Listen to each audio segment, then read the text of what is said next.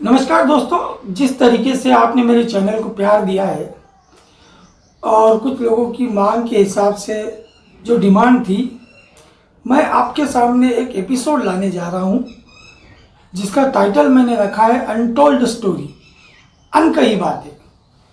उम्मीद है कि आप इस एपिसोड को पसंद करेंगे और मेरे द्वारा दी गई जानकारी और कहानियों को आप सराहना देंगे, आशीर्वाद आपका देंगे।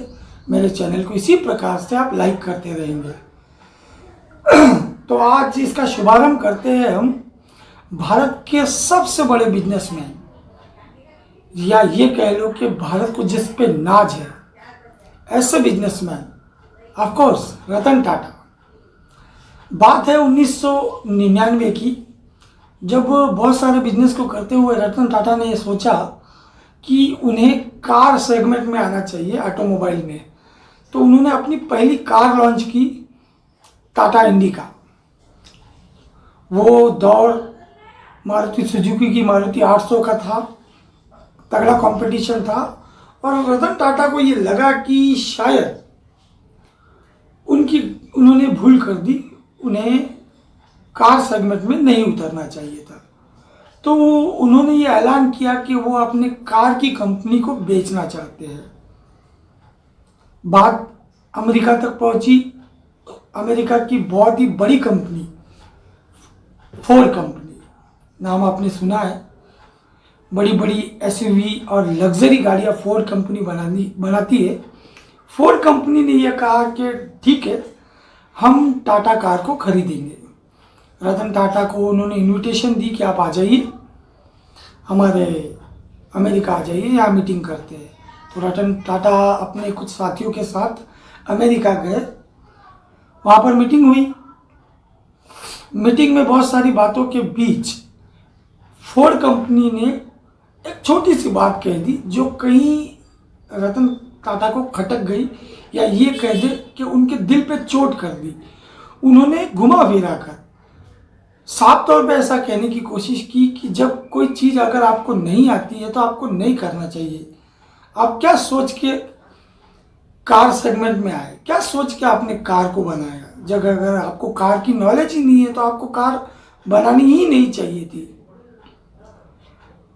रतन टाटा ने इस बात को सुना, जवाब नहीं दिया और वो चले आए। उसके बाद उन्होंने अपने साथियों के साथ यहाँ मीटिंग की और ये कहा कि हम अपने कार सेगमेंट को और बढ़ाएंगे। उसके बाद उन्होंने 1999 के बाद टाटा इंडिका में बहुत सारे नए फीचर्स लेके आए। बहुत सारी गाड़ियाँ, जैसे टाटा इंडिको, टाटा सियरा को उन्होंने लॉन्च किया, मांजा और टाटा सफारी तो उनकी लग्जरी गाड़ी है, आप जानते ही हो। और उसके बाद सबसे बड़ा धमाका उन्होंने किया, उन्होंने एक ऐलान किया कि वो सबसे सस्ती कार बनाएंगे इंडिया के लिए, सिर्फ 1 लाख में। और उस कार का नाम आप सभी जानते हो, टाटा नैनो, जिसे हमने लखटकिया कार भी कहा। टाटा नैनो का हवा इतना मचा, इतना प्रचार हुआ कि मारुति सुजुकी की जो मारुति 800 थी, उन्होंने मारुति 800 को बंद करने का तक ऐलान कर दिया था। टाटा मोटर्स ऊंचाई पर चली जा रही थी और 2008 के अंदर जो मंदी का दौर आया, उस मंदी के दौर में समय बदला, समय पलटा और फोर्ड कंपनी जो बड़ी बड़ी गाड़ियां बनाती थी, उसके दिन खराब आ गए। बहुत बड़ा उनको लॉस हुआ फोर्ड कंपनी को। तब उन्होंने ये ऐलान किया कि उनकी जो 2 बहुत ही बड़ी गाड़ियां थी, आप सभी जानते हो, जगुआर और लैंड रोवर, वो इन 2 गाड़ियों को बेचना चाहते। तब रतन टाटा ने कहा कि अब हम इनको खरीदेंगे। उन्होंने उनको न्योता भिजवाया कि आप भारत आइए। तो आए अमेरिकी फोर्ड के मालिक, डील हुई। रतन टाटा ने पुरानी कोई भी बात नहीं दोहराई, बड़ी ही सादगी के तरीके से उस डील को उन्होंने निभाया और जगुआर और लैंड रोवर दोनों गाड़ियों को रतन टाटा ने खरीद ली। लेकिन जब मीटिंग हुई तो वो जो मीटिंग हुई थी, जब रतन टाटा गए थे तो उन लोगों ने ये कहा था कि एक तरीके से हम आपकी टाटा मोटर्स खरीद के हम आप पे एहसान कर रहे हैं। ये शब्द रतन टाटा के दिमाग में और दिल में ज़रूर थे, लेकिन उन्होंने फिर भी जब जगुआर और लैंड रोवर को खरीदा तो इन बातों का जिक्र नहीं किया। उस वक्त फोर्ड के मालिक ने यह कहा कि आप जगुआर और लैंड रोवर को खरीद कर टाटा आप हम पे एहसान कर रहे हो।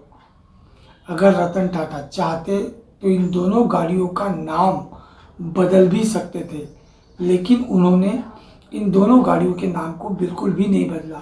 आज भी भारत की सड़कों पे ये वीआईपीज वेरी वेरी स्पेशल गाड़ियाँ जब आप चलते हुए देखोगे तो उसके ऊपर जगुआर और लैंड रोवर ही लिखा होता है। हालांकि ये गाड़ियाँ रतन टाटा के आधिपत्य के अंदर आती है। तो इससे ये सीख मिलती है कि सादगी कितनी महत्वपूर्ण होती है। रतन टाटा की सबसे जो अच्छी बात है, डाउन टू अर्थ, ज़मीन पे रहते हैं। तो अगर आपको ये वीडियो अच्छा लगा तो आप इसे लाइक ज़रूर कीजिएगा और फॉरवर्ड कीजिएगा, और मैंने चैनल को अगर सब्सक्राइब नहीं किया है तो सब्सक्राइब ज़रूर कीजिएगा। मिलते हैं अगले एपिसोड में अनकही में कोई अलग से सेलिब्रिटी की लेकर। तब तक अपना ध्यान रखिए। Take care.